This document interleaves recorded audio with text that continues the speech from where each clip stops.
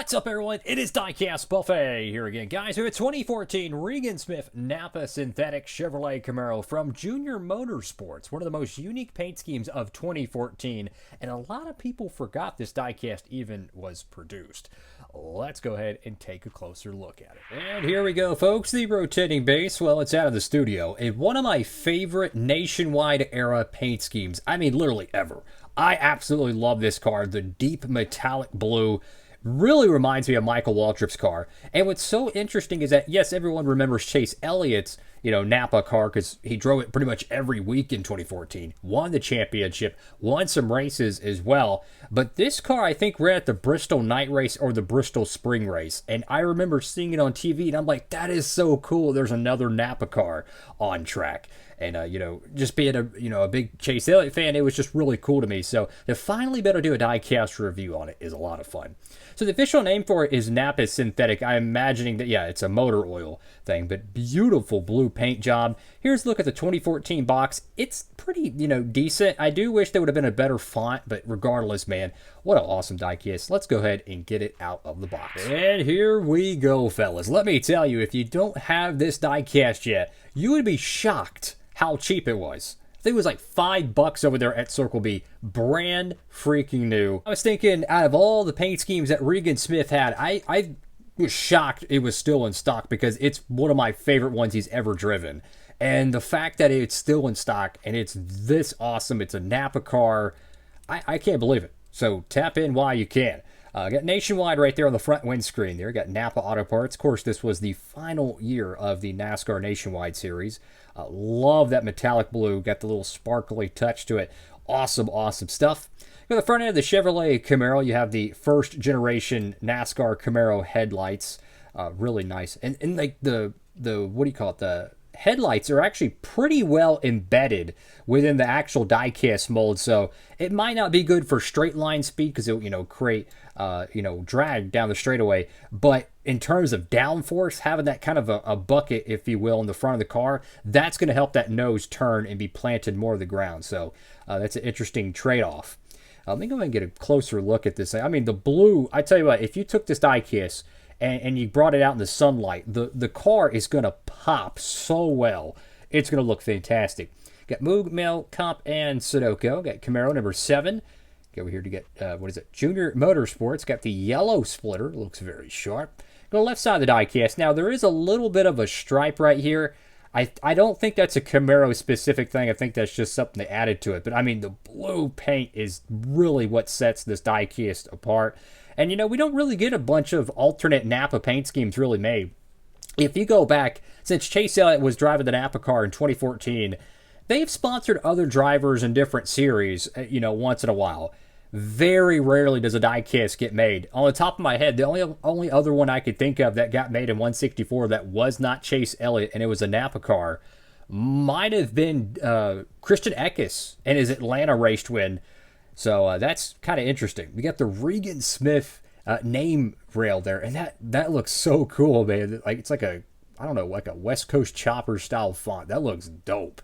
Got your B post decal there. I'm not sure what all the logos are. I see Safety Clean. You got Exalter right there, and you have I think it's America Power something. I don't know. Got synthetic motor oil, Napa Auto Parts. Got Fire Alarm, Ragu, Hellman's, Briars. I think all three of those, or at least a couple of those diecasts got produced. Got the Goodies logo there. Got Valvoline, Taxilayer. Got Racing Electronics. Got American Ethanol. Got the NASCAR Nationwide Series, missing the Coors Light, Pole Award, Autometer, Jegs, MSD, ARP, Simpson, Edelbrock, 3M, Holly, and Mechanicswear. Got Goodyear.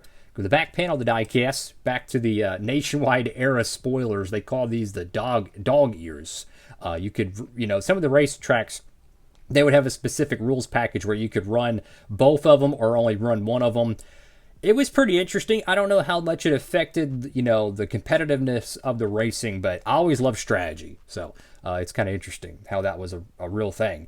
In the back panel of the diecast, you have two Napa logos. You got synthetic motor oil, Camaro number 7. You got your fake exhaust ports because why wouldn't you want that? And you go to the right side of the diecast, and I just tell you, that metallic blue, it might not be picking it up on camera, but just kind of moving the diecast around in the studio. Wow. It is beautiful. I mean, it's that Michael Waltrip blue. It's just fan-freaking-tastic. I really wish Chase Elliott would go back to a metallic blue Napa car. I understand, the modern-day Cup cars, they're wrapped. But we've seen it plenty of times. Hendrick is capable of running metallic paint schemes. They do it all the time with their drawings and throwbacks. Come on, guys. I want to see a metallic blue Napa car on the track once again. It looks so freaking good.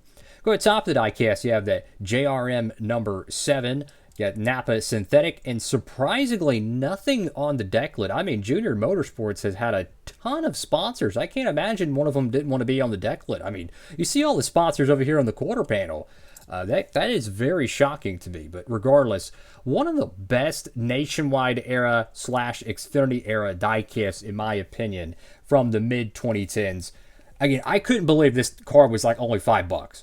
Real talk, I could not believe it, and had the opportunity to do a diecast review on it, and just thoroughly impressed with how good this diecast is. Awesome stuff. I mean, if you had a diecast stop motion, right? Have all kinds of Kevin Harvick paint schemes. This is a 2015, but it's the same diecast mold. You could have literally a 2015 Kevin Harvick, car in the race as well.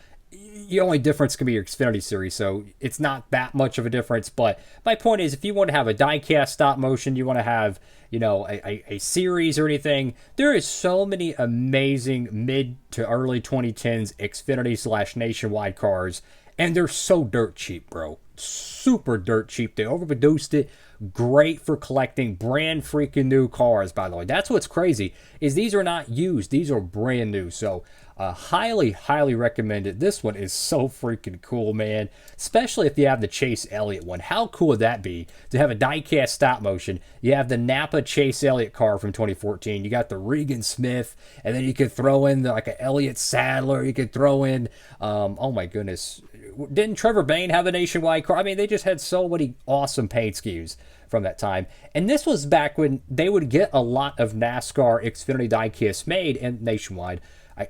It's the same series, but year-wise.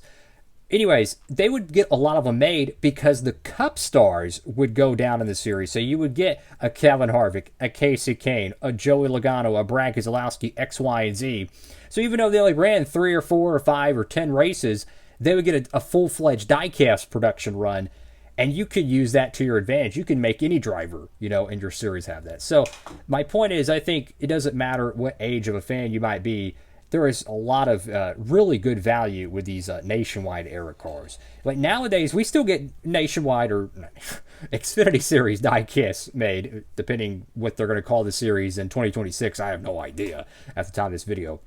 We still get them made, but it's significantly less. I mean, Cole Custer, I don't think has had more than 3, maybe 4 Xfinity non-race twin diecasts made his entire career.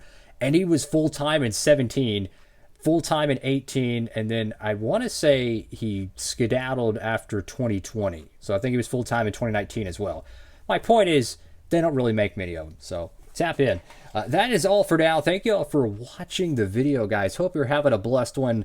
Like, comment, and subscribe. This diecast is so cool, man. Wow. That's all for now. DB, signing off.